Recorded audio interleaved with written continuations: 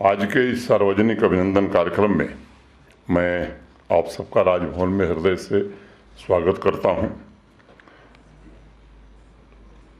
ऐसे कार्यक्रमों में निमंत्रण की संख्या सीमित हो सकती है, लेकिन अभिनंदन असीम होता है। मैं सबसे पहले उन 3500 सैनिटेशन वर्कर्स, लंगर और बाकी सेवाओं से जुड़े हुए हजारों लोगों, हेल्थ सर्विसेज और समाज सेवियों, जिन्होंने और वे वर्कर्स जो रात दिन लग करके ट्रैक को ठीक कर रहे थे, ऐसे कर्मयोगियों के प्रति श्राइन बोर्ड की तरफ से, आप सबकी तरफ से हृदय से आभार व्यक्त करता हूं, उनका अभिनंदन करता हूं। और इस कार्यक्रम के माध्यम से मैं उन्हें कहना चाहता हूं कि 62 दिनों की यात्रा में जिस तपस्या और त्याग की भावना उन्होंने देश और विदेश से आए श्रद्धालुओं की सेवा और सुविधा के लिए अपने को पूर्णतः समर्पित करके दिया है, उसकी तारीफ शब्दों में नहीं की जा सकती है, उसको महसूस किया जा सकता है। और उनके परिश्रम के कारण, आप लोगों के मार्गदर्शन और सहयोग के कारण भक्तों की जो यात्रा रही वो हैसल फ्री रही, और इसके लिए पूरा जम्मू कश्मीर प्रशासन और राष्ट्र इन सब का कृतज्ञ है। मैं हजारों पालकी पोनी वालों का भी अभिनंदन करता हूं। आज के कार्यक्रम के माध्यम से यहाँ उपस्थित हर एक अधिकारी, हर एक वर्कर के साथ साथ जम्मू कश्मीर के 1,35,00,000 लोगों का भी मैं हृदय से आभार व्यक्त करना चाहता हूँ, सार्वजनिक रूप से, जिन्होंने इस यात्रा को सफल बनाने में अप्रतिम योगदान दिया है। आवाम के सभी वर्ग के लोगों ने देश भर से आए हुए श्रद्धालुओं से प्रेम और उत्साह की भावना उनके प्रति जो प्रदर्शित की, उसके लिए मैं हृदय से कृतज्ञता ज्ञापित करता हूं। मैं मीडिया के साथियों का भी आभार व्यक्त करता हूं, जिन्होंने अपने कवरेज के माध्यम से देश विदेश में बाबा के भक्तों तक सभी जानकारियां सही ढंग से मुहैया कराईं। ये सच है कि सबके सामूहिक प्रयासों से बाबा बर्फानी की यात्रा इस बार काफ़ी चर्चा का विषय बनी है। विदेश से भी इस बार कई भक्त आए और 3 दशक से कई लोगों ने, आप सबने सुना है कि कई ने कैलिफोर्निया से 2 लोग आए थे, उन्होंने कहा साहब 3 दशक से हम इंतज़ार कर रहे थे और उनकी मनोकामना पूरी हुई है। तो मनोकामना तो बाबा ही पूरी कर सकते हैं। यात्रा ट्रैक पर माउंट रेस्क्यू टीम की भी बड़ी चर्चा इस बार है, और यात्रा के दौरान मैं भी श्रद्धालुओं से मिलता था जो दर्शन करके आते थे। दर्शन के बाद तो जिस तरह की प्रशंसा दर्शनार्थी करते थे रेस्क्यू टीम की, हमारे जवानों की, किस तरह से लोग मदद करते थे कि कोई अपना परिवार का आदमी, कोई अपना अभिभावक दर्शन कर रहा है, हर प्रकार की मदद में लोग लगे थे ताकि किसी भी श्रद्धालु को कोई दिक्कत न हो। अपन ने खुद परेशानी झेल करके भी सेवा का ये कार्य अनेक सारे लोगों ने जारी रखा है। मैं उन सबको प्रणाम करता हूँ, उन सबकी तपस्या, सत्व और निस्वार्थ सेवा भावना को नमन करता हूँ। एक छोटी घटना या कहानी मुझे याद है। एक शहर था, उसमें भगवान भोलेनाथ का मंदिर बन रहा था। कुछ लोग पत्थर तोड़ रहे थे, कुछ दीवारें बना रहे थे। एक दिन एक पर्यटक घूमते हुए जा रहा था।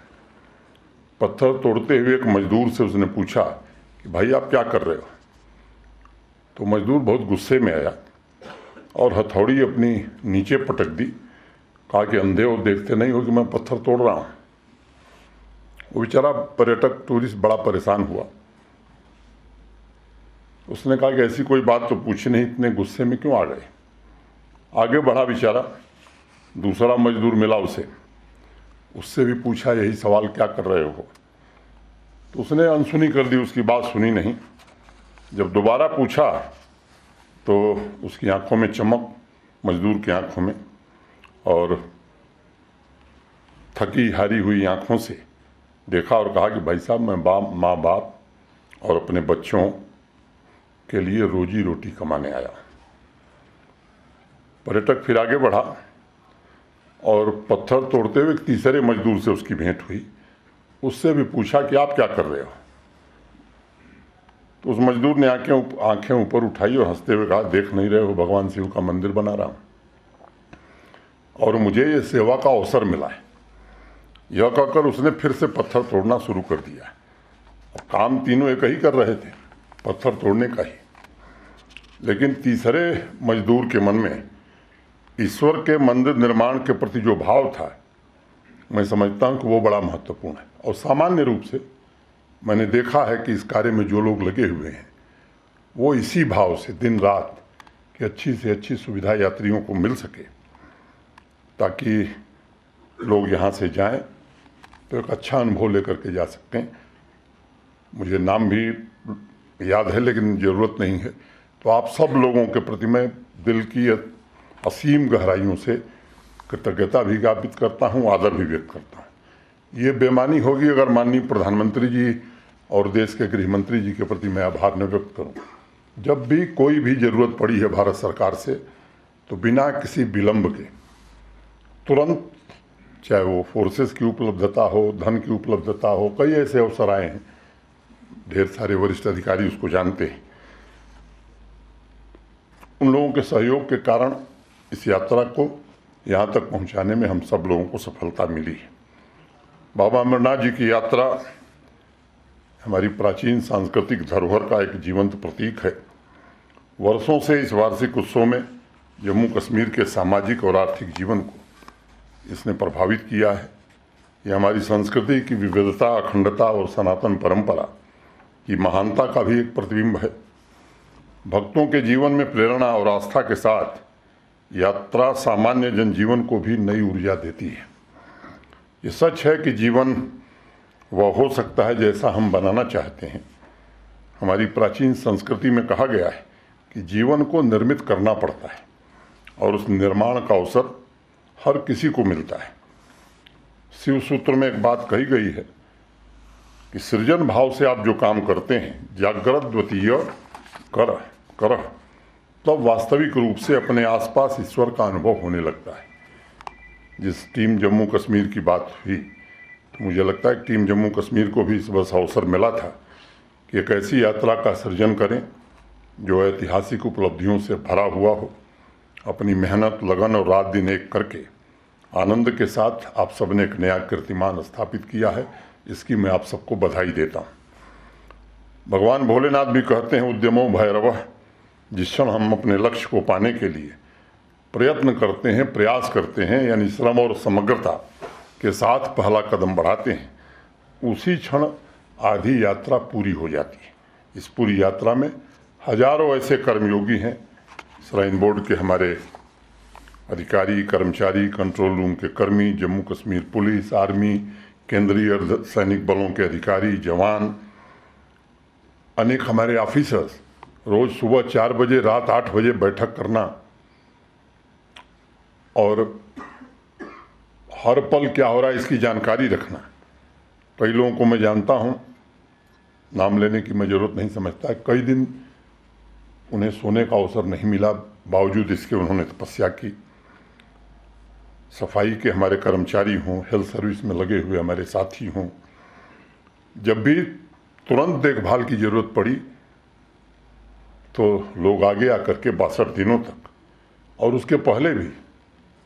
अब वो समय समय पर मैं अगर किसी को मैंने कभी कुछ ऐसा कहा हो तो मैं क्षमा चाहता हूँ, लेकिन मैं ये उम्मीद जब करता था कि काम परसों ख़त्म होगा तो बहुत सारे लोगों ने उसके पहले ही ख़त्म कर दिया। तो ये जो मुझे लगता है कि कमिटमेंट है, ये अथक परिश्रम से ही आता है। मैं आप सबको नमन करता हूँ। सम्मान देते हुए वाकई में मुझे खुद गर्व की अनुभूति हो रही थी। एक के बाद एक बड़े कार्यक्रमों की सभी मेहनत से सफलतापूर्वक आयोजित करने में हम सब सफल हुए हैं। कभी जो असंभव दिखता था उसे संभव सबने मिल करके किया है और पूरे देश और दुनिया को संदेश दिया है कि जम्मू कश्मीर अपनी विरासत और संस्कृति को सहेज कर विकास की नई यात्रा और नई उपलब्धियां हासिल कर रहा है और आगे भी करेगा। मैं जम्मू कश्मीर में आप सब देख रहे हैं कि एक नया वर्क कल्चर विकसित हो रहा है, जहां काम को समाज सेवा और राष्ट्र सेवा से जोड़कर देखने की एक नई परंपरा भी कायम हो रही है। मैं कई बार बेस कैंप में भी गया हूं, हर जगह गया हूं, फ़ोन से भी लोगों से संपर्क में रहा हूं, व्यक्तिगत रूप से भी मैं मिलता रहा हूं। मुझे लगता है कि इस वर्ष की जो यात्रा है, अप्रूवल रेटिंग बताया गया कि 95% है। अनेक वर्षों तक ये याद की जाएगी। नई व्यवस्था और बुनियादी सुविधाएं तैयार हों, इसकी हर कोशिश हो रही है। जम्मू कश्मीर प्रशासन भी कर रहा है, हमारे श्राइन बोर्ड के सम्मानित सदस्य भी इसमें सहयोग कर रहे हैं। और आज मैं एक बात ये कहने जा रहा हूँ कि पहली बार ऐसा हुआ कि पैसा ज़्यादा हो गया, काम कम हो गया। ये जम्मू कश्मीर के लिए थोड़ा अजीब घटना है। इस बार श्राइन बोर्ड के पास काम करने के लिए पैसे का कमिटमेंट ज़्यादा है, अभी काम हम आइडेंटिफाई कर रहे हैं। ये सच है कि 10 वर्षों की सबसे बड़ी यात्रा हुई है।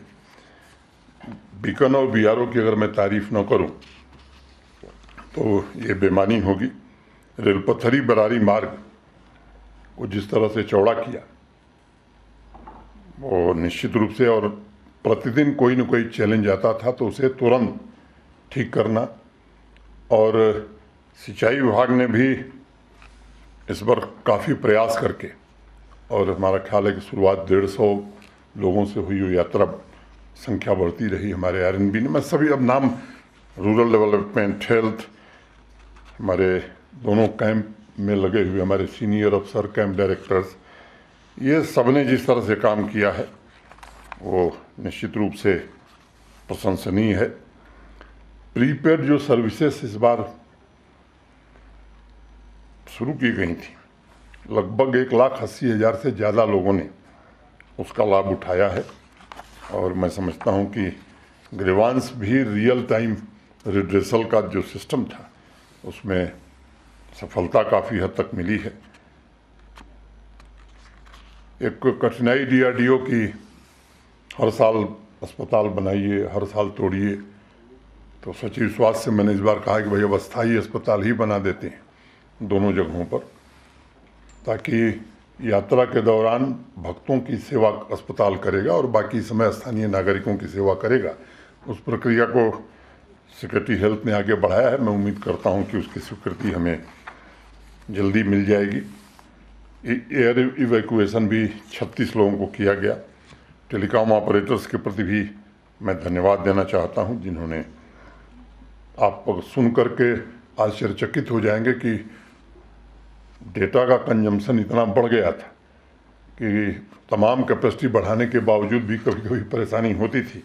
और जब भी हमने निर्देश दिया तो हमारे सभी सर्विस प्रोवाइडर्स ने प्राथमिकता के आधार पर इस काम को लिया। लंगर ने जिस तरह से भोजन उपलब्ध कराया श्रद्धालुओं का, वो भी काबिल तारीफ है। 5100 टॉयलेट इस बार, 5100 टॉयलेट स्थापित किए गए। पिछले वर्ष की तुलना में 34%, 34% ज़्यादा थे। और 3500 सैनिटेशन वर्कर्स यात्रा को स्वच्छ रखने के लिए दिन रात काम कर रहे थे। और zero landfill approach, solid waste disposal का जो प्रबंध है, वो निश्चित रूप से, उसके कारण यहाँ के स्थानीय नागरिकों में भी एक नए प्रकार का विश्वास पैदा हुआ है। प्रकाश का भी पर्याप्त इंतजाम था। रियल टाइम मॉनिटरिंग के लिए एक्सक्लूसिव वायरलेस इंटरनेट नेटवर्क भी स्थापित किया गया था। इंटीग्रेटेड कमांड और control centre, joint police control room, Raj Bhavan में भी रियल टाइम मॉनिटरिंग हमारे कैंप से, ये काफ़ी मेहनत लोगों ने किया है। होली केव और होली केव के फ्लड प्रोन तथा वल्नरेबल एरिया का डिमार्केशन किया गया, वहाँ भी काम किया गया। NDRF, SDRF, mountain rescue team, accurate weather prediction, क्योंकि सामान्य रूप से लोगों के मन में धारणा बैठ गई थी कि प्रेडिक्शन आज बारिश का है तो आज तो नहीं होगी, लेकिन इस बार ये बड़ा एक्यूरेट प्रेडिक्शन रहा, जिसके कारण हम लोगों को बहुत लाभ मिला है।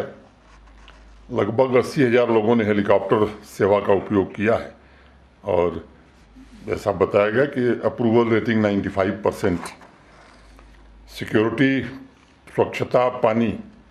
अब मुझे 1 मिनट में कहने में लगा, लेकिन जिन लोगों ने पूरे 62 दिन और उसके पहले से तैयारी की है, उन्होंने कितना श्रम किया होगा, इसकी कल्पना मैं समझता हूं कि हम सब कर सकते हैं। मैं पुनः जम्मू कश्मीर पुलिस, सेना, अर्धसैनिक बलों और इसमें जुड़े सभी लोगों का अभिनंदन करता हूं।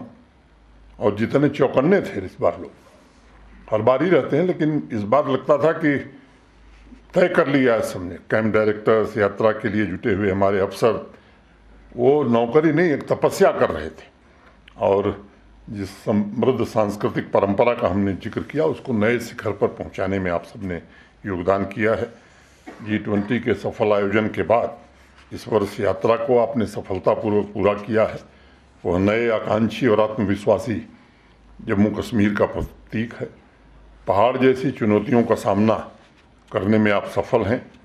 नए मार्ग आपने बनाए हैं। मैं जानता हूं एक नया इतिहास आज लिखा जा रहा है, वो आने वाली नस्लों को, पीढ़ियों को प्रेरित करेगा। मुझे लगता है कि इससे ज़्यादा मुझे कहने की आवश्यकता नहीं है। आप सबके प्रति मैं फिर से हृदय से कृतज्ञता ज्ञापित करता हूं। और एक बात तो सबको ध्यान में रखनी चाहिए कि ये 4.5 लाख केवल यात्री नहीं है। ये जो टूरिज़्म का आंकड़ा सब लोग बताते हैं कि 1,88,00,000 लोग आए और अगले साल 2.25 करोड़ की संख्या क्रॉस होने वाली, ये 4.5 लाख लोग कम से कम 50 लाख से ज़्यादा लोगों को प्रेरित करेंगे कि जाइए, जम्मू कश्मीर में व्यवस्था भी ठीक है और वातावरण भी ठीक है। मुझे लगता है इस बात को हम सबको ध्यान में रखना चाहिए। मैं फिर से आप सबके प्रति आदर व्यक्त करते हुए, हृदय से कृतज्ञता ज्ञापित करते हुए अपनी बात पूरी करता हूँ। धन्यवाद। जय हिंद।